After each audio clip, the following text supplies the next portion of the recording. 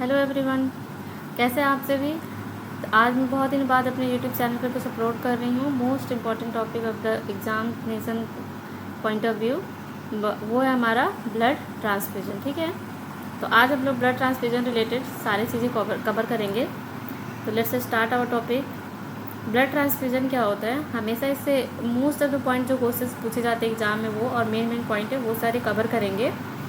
तो हमेशा क्वेश्चन एक पूछा जाता है ज़्यादातर कि जब भी हम ब्लड ट्रांसफ्यूजन करते हैं तो कितने नर्स जो होती है उससे हम वेरीफाई कराते हैं, कितने नर्स को वेरीफाई करनी रहती है। ठीक है, तो 2 RN नर्स जो होती है, 2 RN नर्स जो होती है वेरीफाई करती है। और ब्लड ट्रांसफ्यूज़ करने से पहले कितना टाइम्स हम लोग उसको वेरीफाई करते हैं, 3 टाइम्स चेक करते हैं। ठीक है, कितना टाइम करते हैं, 3 टाइम्स करते हैं। 2 रजिस्टर नर्स जो होता है वो वेरीफाई करती है। ठीक है, इसके बाद से हम लोग कैनुला कौन सा यूज़ करते हैं,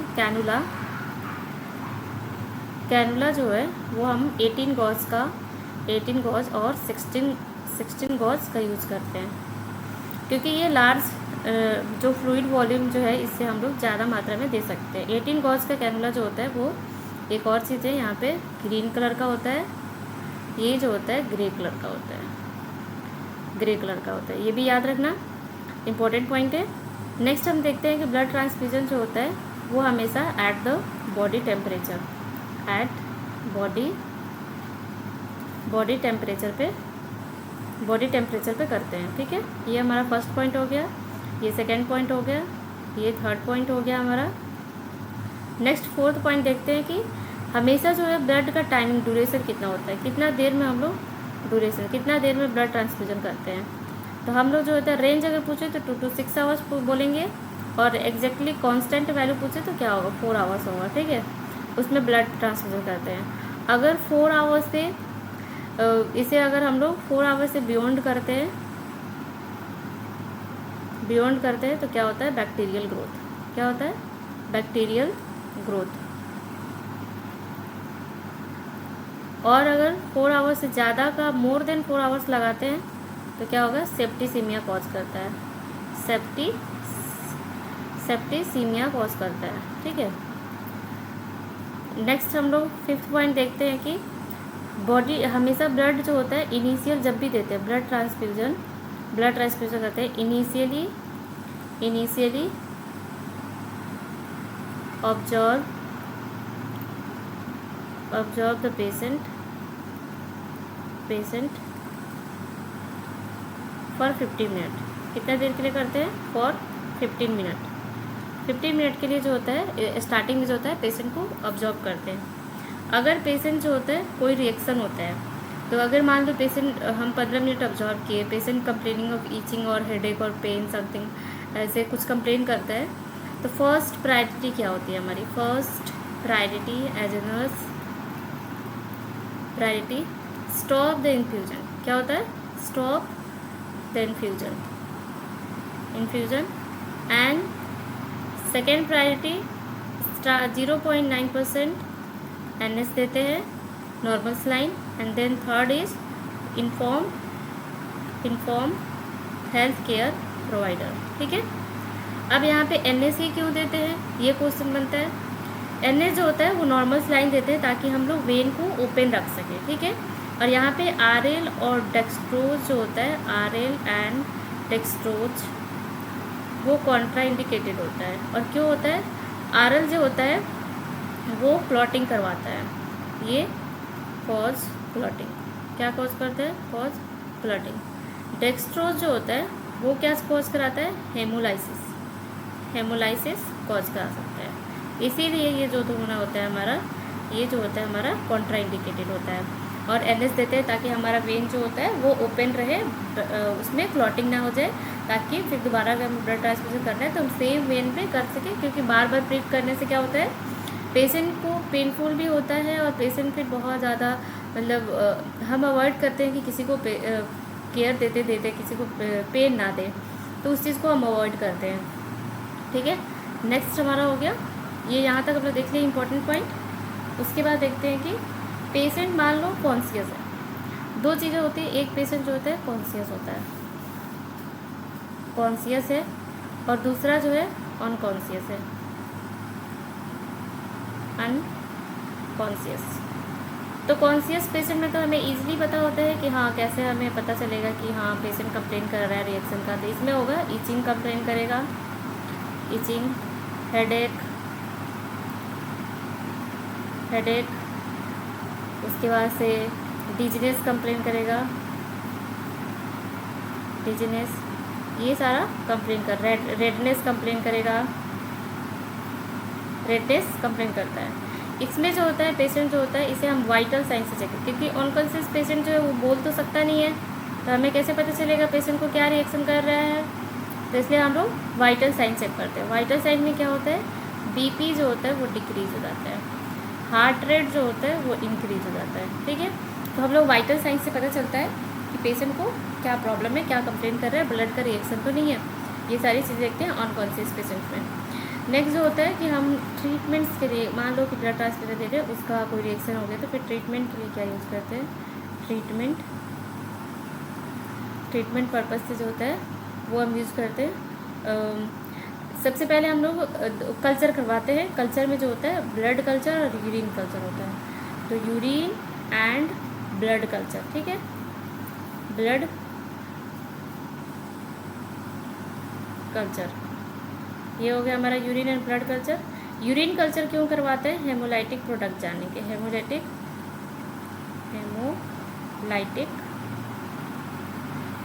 प्रोडक्ट के बारे में जानकारी लेने के।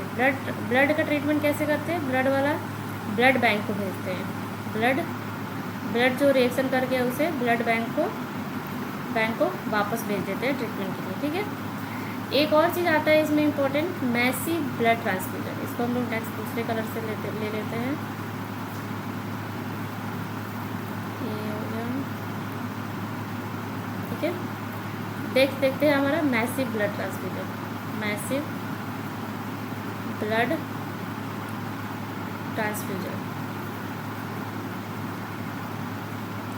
ये भी बहुत इंपॉर्टेंट टॉपिक है, किसी इससे क्वेश्चंस पूछा जाता है। अब क्या होता है कि मैसिव ब्लड ट्रांसफ्यूजन किसे कहते हैं। कभी कभी देखना ऑप्शन में क्या करता है, लेस देन 10 यूनिट्स और मोर देन 10 यूनिट्स या 10 यूनिट्स दे देता है। ठीक है, तो उसमें क्या होता है, ब्लड में दो तरीके से पूछता है, तो हम लोग लिखेंगे 10 यूनिट्स जो है, 10 यूनिट ब्लड जो होता है 24 आवर्स में अगर हम ट्रांसफ्यूज करते हैं, ठीक है, ट्रांसफ्यूज्ड, तो क्या होगा, मैसिव ब्लड ट्रांसफ्यूजन कहेगा। और ये जो है सेकंड वाला जो है 4 यूनिट्स ब्लड जो है, 4 यूनिट्स ब्लड अगर हम 1 आवर्स में करते हैं, 4 यूनिट्स ब्लड जो है अगर हम 1 आवर में ट्रांसफ्यूज करते हैं, ट्रांसफ्यूज्ड, तो ये क्या होगा, ये भी मैसिव ब्लड ट्रांसफ्यूजन कहलाता है। ठीक है, अब हमें कॉम्प्लिकेशन देखेंगे।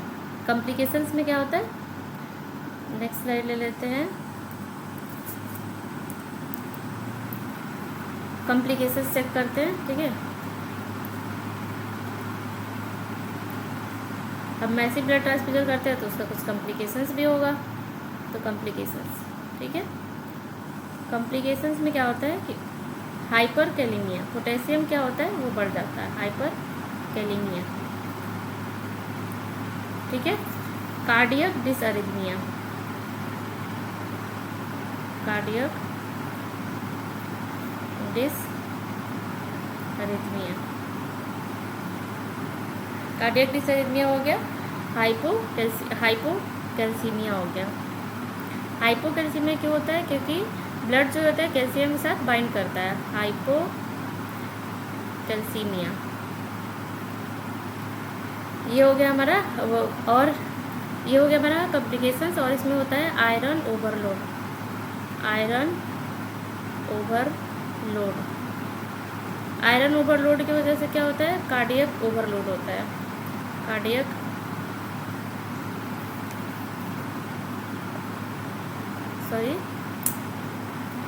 आयरन ओवरलोड एक हो गया हमारा, कार्डियक ओवरलोड, ये हो गया हमारा 1 मिनट।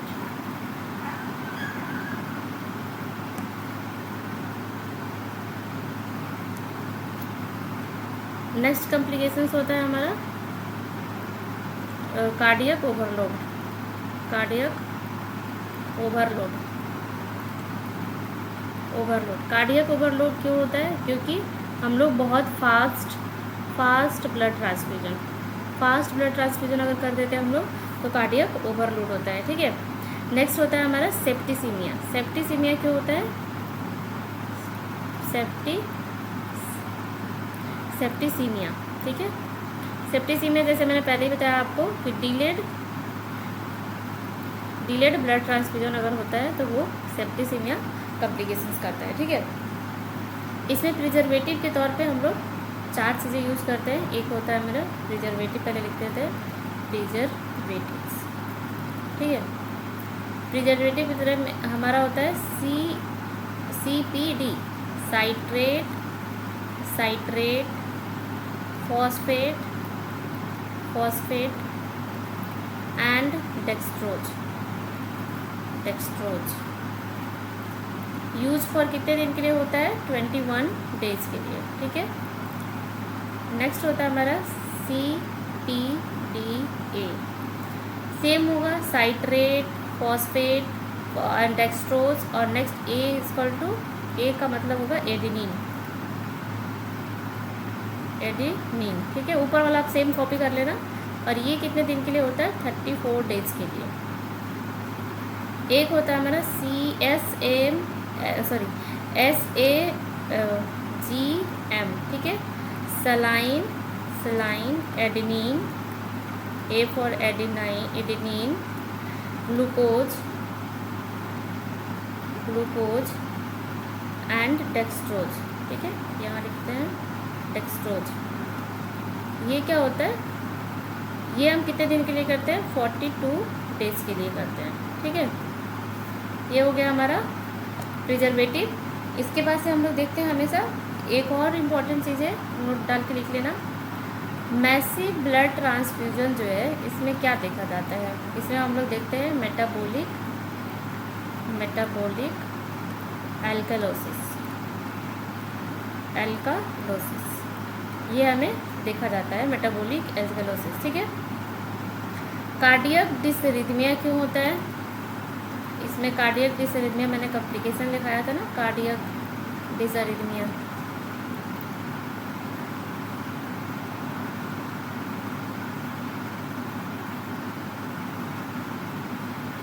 कार्डियक डिसरिथमिया क्यों होता है? क्योंकि कोल्ड ब्लड ट्रांसफ्यूजन करते हैं, इसीलिए।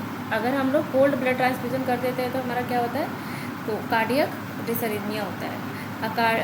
आयरन, एक और चीज़ होता है आयरन ओवरलोड, जो उस टाइम में लिख रही थी, वो हो गया आयरन ओवरलोड।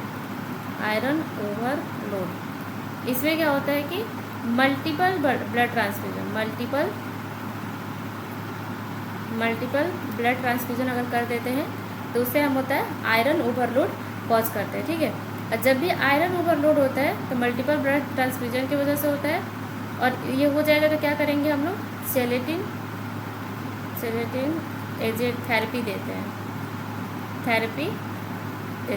और इसका नाम क्या है? डेफ्रॉक्सामीन जो होता है, डेफ्रॉक्सामाइन या डेफ्रॉक्सामीन, इसे जो होता है ये हम लोग देते हैं सेलेटिन एजेंट के तौर पे। तो ये रहा आज का टॉपिक। आई होप आप सबको अच्छी लगी होगी मेरी क्लास। अगर मेरी क्लास अच्छी लगती है तो लाइक शेयर सब्सक्राइब करें, और अब से मेरी क्लास यूट्यूब पे जो है कंटिन्यू रहेगी। सो प्लीज़ मुझे सपोर्ट करें और क्लास को आगे बढ़ाएं, अपने फ्रेंड्स को शेयर करें। और अगर कोई भी टॉपिक से रिलेटेड कोई नोट्स चाहिए, शॉर्ट नोट्स चाहिए, you can comment in the comment box and like share subscribe. Thank you for watching.